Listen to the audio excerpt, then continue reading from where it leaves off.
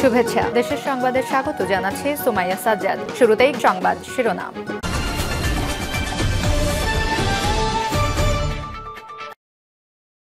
আসসালামু আলাইকুম। আপডেট বাংলা সংবাদে আপনাকে স্বাগত। শুরুতেই শিরোনাম, পরে বিস্তারিত।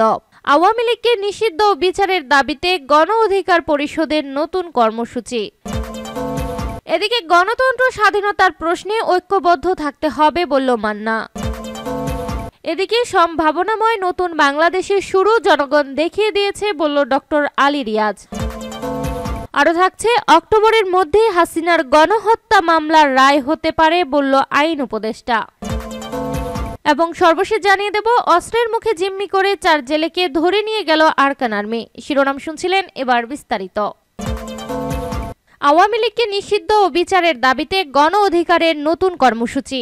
গণহত্যার দায়ে আওয়ামী লীগকে নিষিদ্ধ করা, গণহত্যার বিচার ও গণহত্যাকারীদের গ্রেপ্তারের দাবিতে সংবাদ সম্মেলন করেছে গণ অধিকার পরিষদ। এছাড়া দেশব্যাপী 12 থেকে 19 ফেব্রুয়ারি পর্যন্ত বিভিন্ন ধরনের কর্মসূচি পালনেরও ঘোষণা দেওয়া হয়েছে। লিখিত বক্তব্যে রাশেদ খান বলেন, আমরা গভীর উদ্বেগের সঙ্গে লক্ষ্য করছি অন্তর্বর্তীকালীন সরকারকে ক্ষমতা গ্রহণের পর থেকে একের পর এক আন্দোলন সরকারের স্থিতিশীলতার পথে ব্যাঘাত সৃষ্টি করছে। তারই ধারাবাহিকতায় গত 5 ফেব্রুয়ারি দেশের বিভিন্ন স্থানে বুলডোজার দিয়ে ধানমন্ডি 32 সহ সারা দেশের বিভিন্ন জায়গায় বাড়ি ঘরে ভাঙচুর চালানো হয়েছে।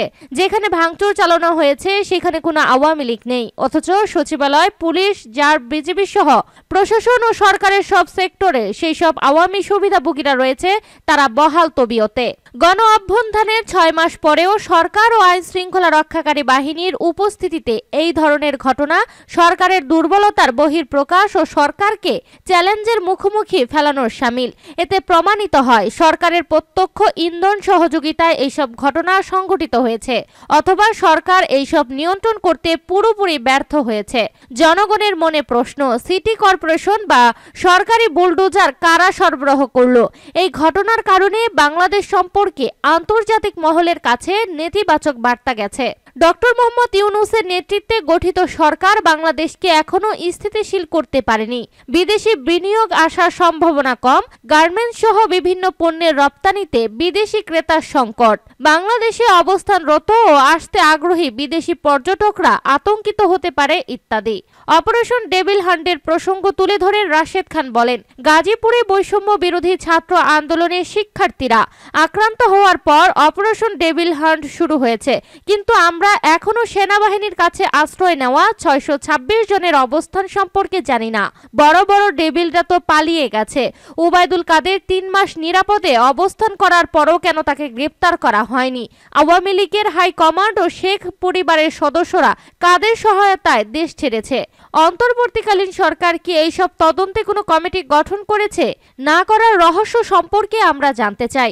অপারেশন ডেভিল হান্টকে আমরা স্বাগত জানাই, কিন্তু এই মাধ্যমে যেন আওয়ামী লীগের সাধারণ ও নিরীহ কোনো কর্মী সমর্থক হয়রানি না করা হয়।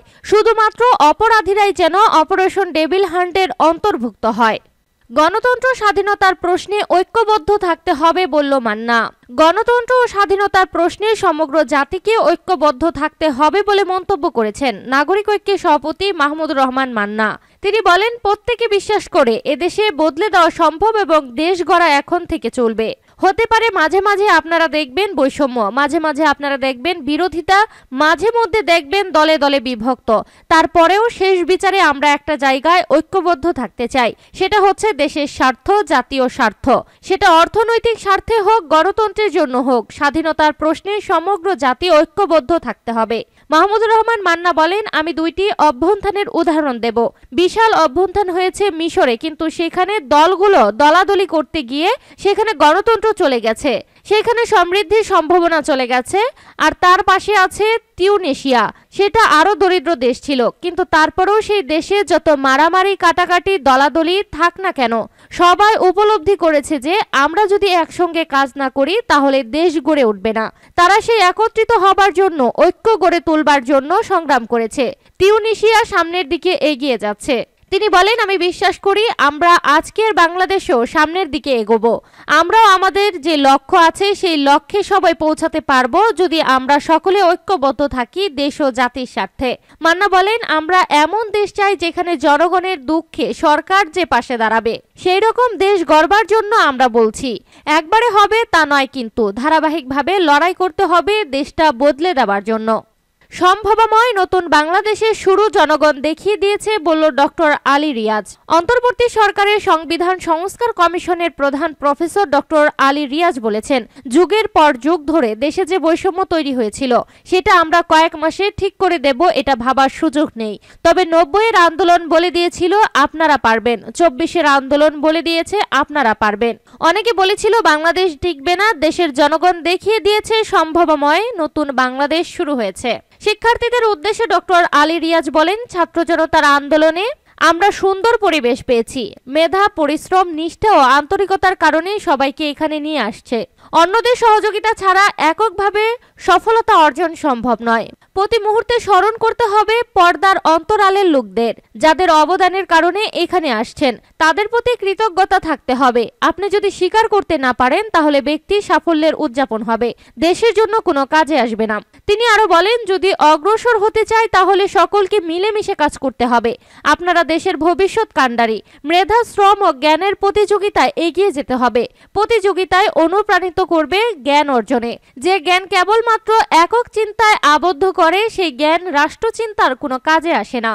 সংবিধান সংস্কার কমিশনের প্রধান বলেন, নতুন নতুন জ্ঞান প্রযুক্তি করতে হবে, নতুন কোনো চিন্তার মধ্য দিয়ে এগিয়ে যেতে হবে। বিজ্ঞান ও প্রযুক্তি উদ্ভাবন করবেন, যেটি দেশের পরিবেশ চাই কিনা সেটা খেয়াল রাখতে হবে। পরিবেশকে রক্ষা করে না এমন বিজ্ঞান প্রযুক্তি মানুষের জন্য উপযুক্ত নয়। প্রাণ ও প্রকৃতিকে রক্ষা না করতে পারলে বাংলাদেশ রক্ষা হবে না। অক্টোবরের মধ্যে হাসিনার গণহত্যা মামলার রায় হতে পারে বলল আইন উপদেষ্টা। অক্টোবরের মধ্যে পলাতক সাবেক প্রধানমন্ত্রী ও আওয়ামী লীগ সভাপতি শেখ হাসিনার বিরুদ্ধে জুলাই-আগস্ট গণহত্যার ঘটনার দায়ের হওয়া মামলার রায় হতে পারে। এ তথ্য জানিয়েছেন আইন, বিচার ও সংসদ বিষয়ক উপদেষ্টা অধ্যাপক ডক্টর আসিফ নজরুল। অস্ত্রের মুখে জিম্মি করে 4 জেলেকে ধরে নিয়ে গেল আরাকান আর্মি। কক্সবাজারের টেকনাফের নাপ নদীর মোহনা থেকে ট্রলার সহ 4 বাংলাদেশি জেলেকে অস্ত্রের মুখে জিম্মি করে ধরে নিয়ে গেছে আরাকান আর্মি। বিষয়টি নিশ্চিত করেছেন কোস্ট গার্ডের শাহপরীর দ্বীপ স্টেশনের কমান্ডার লেফটেন্যান্ট HM সারতাজ বিন সোহরাব। মঙ্গলবার টেকনাফ উপজেলা সাবরাম ইউনিয়নের শাহপরীর দ্বীপ সংলগ্ন নাপ নদীর মোহনায় এই ঘটনা ঘটে বলে জানান কোস্ট গার্ড। অপহৃতরা হলেন টেকনাফের সাবরাং ইউনিয়নের দক্ষিণ পাড়ার বাসিন্দা মোহাম্মদ হাসান, আবুল রকিম, মোহাম্মদ জাবের ও মোহাম্মদ হাসান। কোস্ট গার্ডের সারতাজ বিন সোহরাব বলেন, সকালে প্রতিদিনের ন্যায় হাসান 4 জেলে সহ তার মালিকানাধীন ট্রলার নিয়ে নদীতে মাছ ধরতে যান। এক পর্যায়ে মিয়ানমারের দিক থেকে স্পিড বোটে করে আসা কয়েকজন অস্ত্রের মুখে তাদের ট্রলারটি ঘিরে ফেলে। পরে 4 জেলে সহ ট্রলারটি নিয়ে মিয়ানমারের অভ্যন্তরে চলে যায়। তাৎক্ষণিক স্থানীয়রা বিষয়টি কোস্ট গার্ডকে জানায়। পরে কোস্ট গার্ডের ঊর্ধ্বতন কর্তৃপক্ষের পাশাপাশি বিজিবি ও প্রশাসনের সংশ্লিষ্টদের অবহিত করা হয়। টেকনাফ উপজেলার নির্বাহী অফিসার শেখ এহসান উদ্দিন বলেন, সকালে নাপ নদীতে মাছ ধরার সময় বাংলাদেশের 4 জেলেকে ধরে নিয়ে যাওয়ায় বিষয়টি জনপ্রতিনিধি সহ স্থানীয়দের কাছ থেকে শুনেছি। অপহৃতরা জেলেদের উদ্ধারে বিজিবি সহ সংশ্লিষ্টরা কাজ করছে।